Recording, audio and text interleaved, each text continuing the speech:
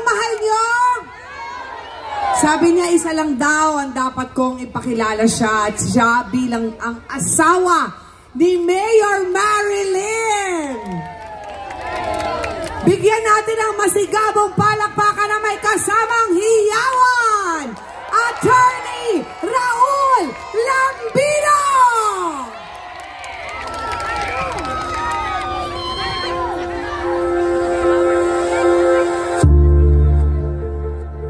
Kay Attorney Raul Lambino, walang gutom na Pilipino dahil alam niyang ang tunay na kaunlaran ay nagsisimula sa bawat hapagkainan ng bawat Pilipino. Number 34, kabaka ng magsasaka at mangingisda para sa maunlad na agrikultura.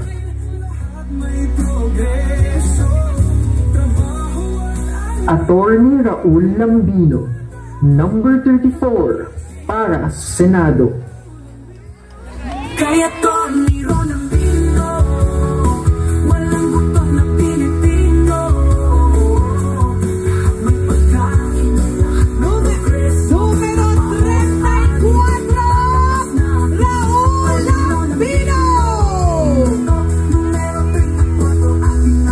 Pasanto siya labi at sikatayo namin. Kaluyagan at dinteron Pangasinan. Naimbag nga rabi katatay amin, kailan kabagis dito'y amyanan. Abulo yan nyo akpa, yaman salitad Tagalog. Palubusan dak apo nga agsawak iti Tagalog ta tapno maawatan dagito'y bisita tayo kapada nga kandidato nga senador kada dumapay ng imay dito'y. Pwede ba? Tagalog lay pansalita kawa? Uno na, pasalamatan tayo'y pasalamatan muna natin ang Panginoong Diyos. Dahil sa Kanya'y ligtas tayong nakarating dito. Galing po yung grupo naming PDP Laban sa iba't ibang probinsya sa Pilipinas. Sina Senator Robin, si Senator Epe Salvador at yung mga iba galing po sila ng Iloilo. Yung iba galing ng Leyte, yung iba galing ng Negros. Ako naman po ay nanggaling ng Davao, Davao City, Davao del Norte, Davao de Oro, Bukidnon, Lanao del Sur, Lanao del Norte, Misamis Oriental, Cagayan de Oro. Tapos dumating po ako sa Maynila kahapon at bumiyahe po ako patungong Pangasinan. Nag-motorcade pa po ako sa Pampanga at saka sa Tarlac kahapon.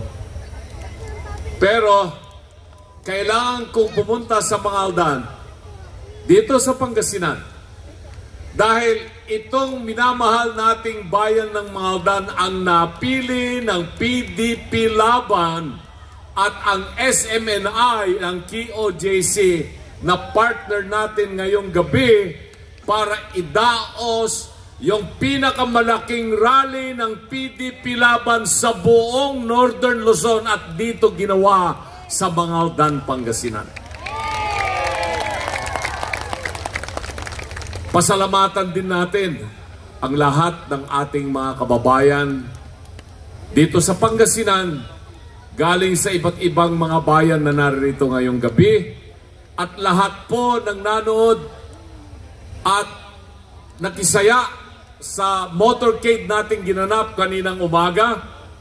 Mula po sa bayan ng Mangaldan, pumunta po tayo ng San Jacinto, Manawag, Puzurubio, Binalonan, Ordaneta, Mapandan, pabalik ng Mangaldan. At kaninang hapon, Mangaldan, Dagupan City, Calasiao, Santa Barbara, pabalik ng Mangaldan. Yung pong ibang grupo na kandidato, hindi na po sila makagawa ng rally na katulad nitong ginawa natin ngayon sa Pangasinan. Kung meron man silang rally na ginawa noong nakarang araw dito sa Dagupan, dahil merong binigay na ayuda na naman. Kayo ba ngayong gabi, meron ba kayong natanggap na ayuda galing sa PDP Laban? Wala kayong natanggap na akap? Wala kayong natanggap na tupad? AX? BAEF? T-shirt, meron? Hanggang doon lang yung kaya ng PDP Laban at ng KOJC. Kahit papaano, meron din naman po kaming konting mga t-shirts na pinamimigay pag nag-motorcade kami o kaya nag-rally. Pero, hindi po kayo umaalis. Dito, sa rally ngayon, mag-aalas 11 na ng gabi. Nag-umpisa po tayo ng alas 6. Kanina, ay maglilimang oras na po ay nandito pa rin po kayo. Ibig sabihin po niyan, gusto nyong marinig yung buong kung bakit ako na isang anak nyo rito sa Pangasinan, siyakya anak nyo, kabaloyan nyo, kaluyagan nyo, Pangasinan, wadyaak yung tatalindag, ya ilalaban, so katunungan, tasay gagawan da irarayawatan akayrong natanad gobyerno, aliwan panmaungan na Pilipinas. Hindi para sa kabutihan ng Pilipinas at mamamayang Pilipino ang nangyayari ngayon. Dahil pinagsasamantalahan po nila ang kaban ng bayan at ang mamamayang Pilipino. Kaya kayo po ay naririto para marinig nyo ang katotohanan. At napakinggan nyo ang sinabi ng mga naunang nagsalita. Pero ito po ang aking masasabi sa inyo. Ako, sa lahat ng kandidatong senador ang hindi nakahanda na tumakbo. Alam nyo yan. Nananahimik na lamang po ako rito sa ating bayan sa Mangaldan, dito sa probinsya natin sa Pangasinan.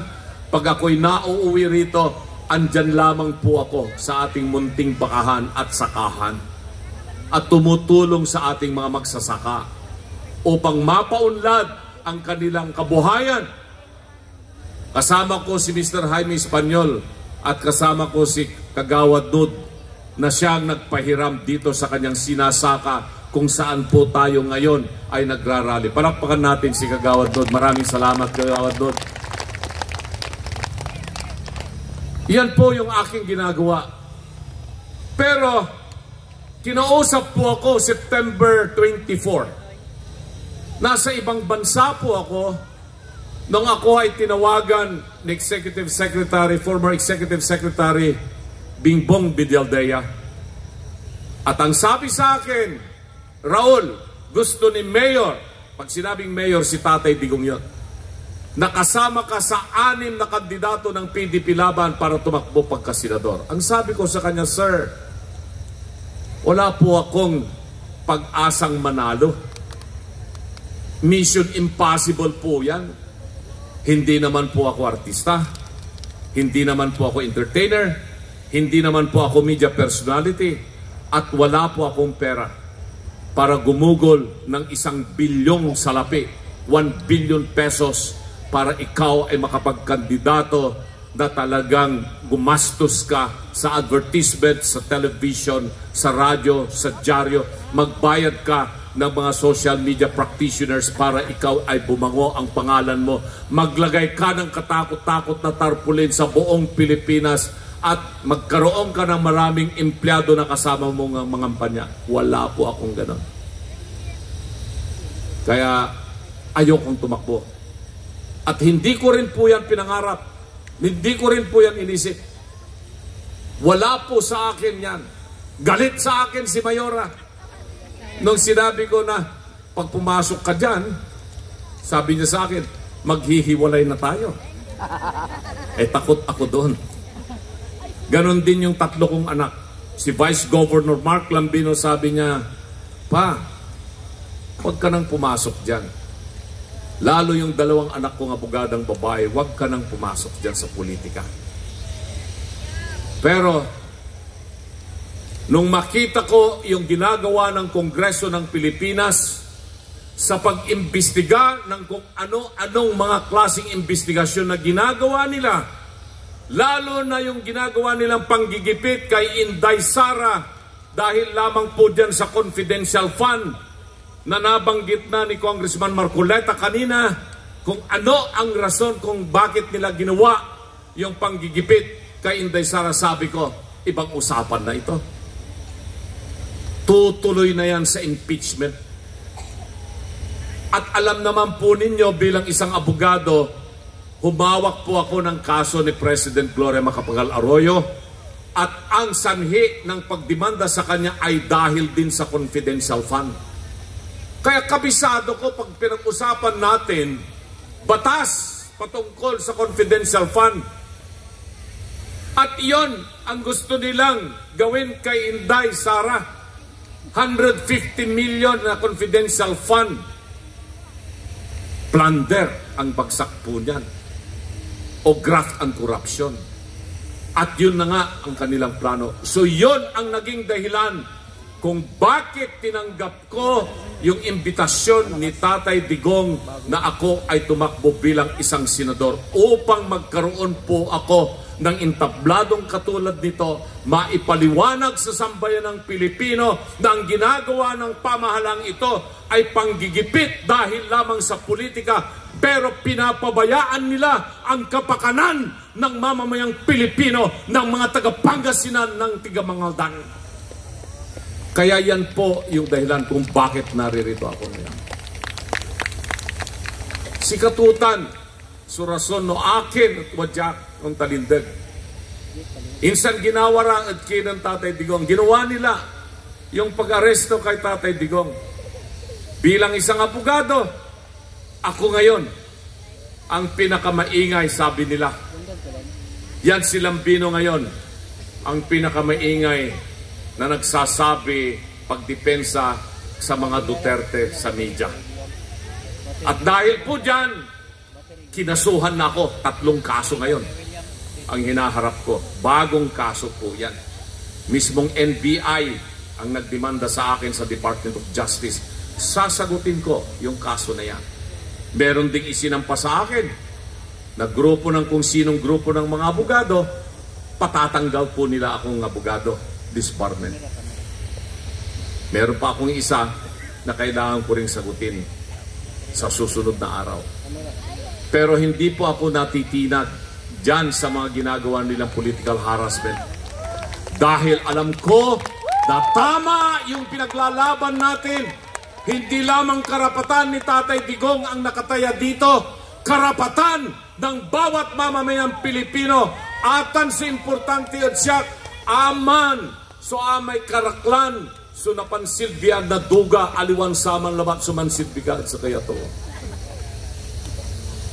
Insan ang tutan, so ginawara, ano ang ginawa na naman nila? Sumadsad na yung kanilang popularity rating. Negative yung trust rating. Ang dalagabay, itaya kayo rong ditan at palasyo natan. Kaya totoo. Amin tayo dya. Imbutos yutan, doon imbunag eleksyon na ba? Ang gansakmat, imbutos ko, yung kampanyak ni. Antayutan. Nung tumakbo siya nung 2016 na Vice President, saan siya tumira? Dito sa Mangaldan, ng 2 araw, 2 gabi. Sa atin, hindi ba? Akala ko, nung nanalo siyang presidente, magsisilbi siya ng tama. Tama yung sinabi ni Philip Salvador kanina. Kinausap ako para sumali sa pamahalaan, pero 2 beses ko pong tinanggihan. Dahil hindi po ako komportable dito sa nangyayari sa pamahalaan. As early as the first month ng kanyang panunungkulan, nakita ko yung mga nakapalibot na mga tao. Sabi ko, delikado ang mangyayari sa bansang Pilipinas. Mananatili na lamang po ako na maging tagapag-alaga ng baka at kalabaw sa Pangasinan kaysa papasok pa muli ako sa pamahalaan. Kaya ngayong gabi, mga minamahal na kababayan sa Pangasinan, tulad ng pakiusap ng mga naunang kandidato sa pagkasenador, kailangan po na straight yung ating iboto. Straight PDP laban Team Duterte. At naririto po yung kanilang mga pangalan at numero. Ilang beses na pong inisa-isa po yan ng may ibang kandidato. Ito lamang po ang pakiusap ko po sa inyo, mga kababayan sa Bangaldan at saka sa buong Pangasinan. Kung ako po ay iboboto po ninyo, pakiusap ko po, iboto po nyo lahat itong kasama kong siyam na kandidato. Number 10, Bondok. Number 22, De La Rosa. 28, Bongo. 30, Hinlo. 38, Marcoleta. 42, Mata. 53, Apollo Kibuloy. 56, Rodriguez. At 58, Salvador. Number 34 po ako. Kasi kung isa lamang po ang inyong iboboto at ako lang, hindi po magtatagumpay ang nais nating pagbabago sa Pilipinas. Sa ngayon, nag-iisa yung senador na maiiwan pagkatapos ng June 30, Senator Robin Padilla. Senator Bongo, Senator Bato, re-electionist, siguradong mananalo na sila number 1 or number 2. Tatlo lamang yung siguradong PDP laban na senador. Kung hindi nyo iboboto yung 8 na kandidato, kasama na po ako. Pwede po ba nayarin karawang kutsi kayo? Ya iboto siyo ya samplura ya kandidato na PDP laban?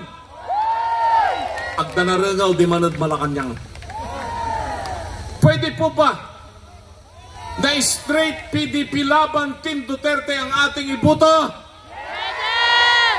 Maraming salamat. At tayo nan imbanag ira ya taon nan sa kayurong ya Mayor at Bangaldan at si Marilyn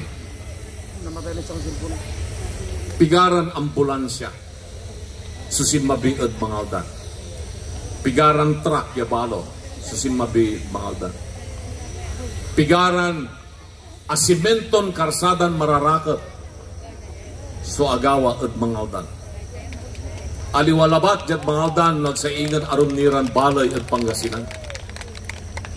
Sa tambal at Bangaldan, libre. Walay supply na senior citizen. Awa. Ngayon ba ay meron pa bang supply ng gamot? Bakit nagawa natin yon? Kasi ang nakaupong presidente noon ay magaling, si PRRD, si Tatay Digong. At ako bilang isang presidential advisor ni Tatay Digong, kasama si Senator Bongo, isang hiling lamang po sa kanya para sa Pangasinan at para sa Bangaldan. Wala pong hinindian si Tatay Digong at si Senator Bongo at si Senator Bato. Mas lalong maraming darating na tunay na pagbibigay ng kapakanan at kaunlaran ng Bangaldan at Pangasinan. Kung magkakaroon kayo ng tunay na anak na Pangasinan na uupo sa Senado at kung ako ay maluluklok doon, maririnig ninyo ang boses ng Pangasinan sa Senado at ang uunahin po nating ipagtatanggol ay ang ating kapakanan sa Pangasinan at ng Bangaldan. Pero kung ako lamang po naman yung mag-isa, kasama si Senator Bato, Senator Bongo at Senator Robin, 4 lang po kami, mahihirapan pa rin po ako. Kaya nakikiusap po ako sa inyo.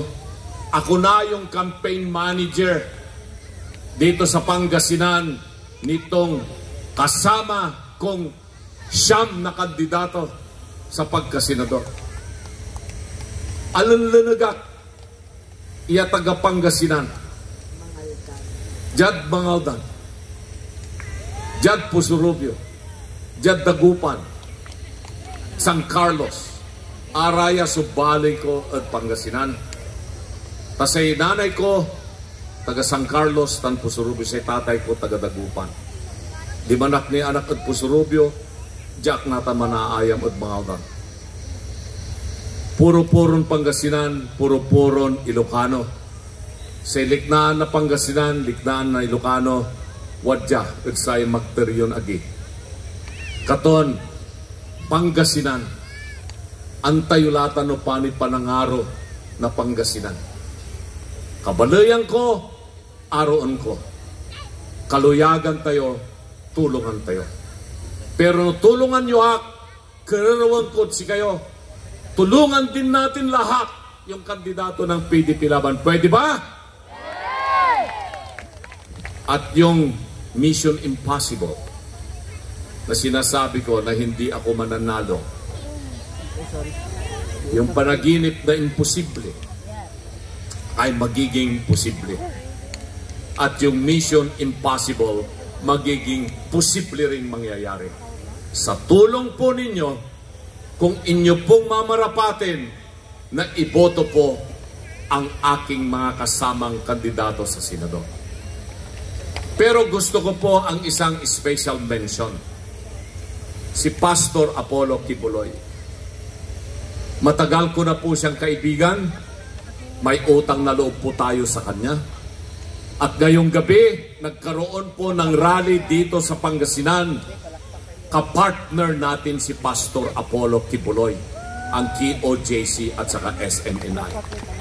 Kung wala po yung suporta nila rito sa napakagandang stage at napakagandang ilaw at teknolohiya ng LED, hindi po magiging maganda yung rally natin ngayong gabi sa Pangasinan. At kailan lamang nag-celebrate ng kanyang 75th birthday si Pastor Apollo Kibuloy. Kailan lamang yon? Isang araw. Pero wala pa tayong naibibigay na regalo sa kanya, hindi ba? Wala pa. Pwede ko bang hilingin sa inyo na bilang regalo ni Pastor Apollo Kibuloy ay huwag natin siyang kalilimutan sa Mayo 12 at isama po ninyo sa pagboto po ninyo si Pastor Apollo Kibuloy. Pakiusap ko po sa inyo yan. Special na pakiusap ko po sa inyo. At yung imposible na misyon, imposible na panaginip, magiging posible. Kanina, kumanta si Gino Bundok. Galing ano? Kaya lang naman gumaling yung batang abogado na yun na kumanta dahil natuto sa akin. Alam ni Ma'am Vivian Veles yan. Saan si Ma'am Vivian? Yan. Kilala niyo si Ma'am Vivian Veles? Andito rin siya. Siya yung Vice President ng PDP Laban sa National Capital Region. Ang laki ng suporta niya ni Ma'am Vivian sa PDP Laban. Kahit saan po kami magpunta.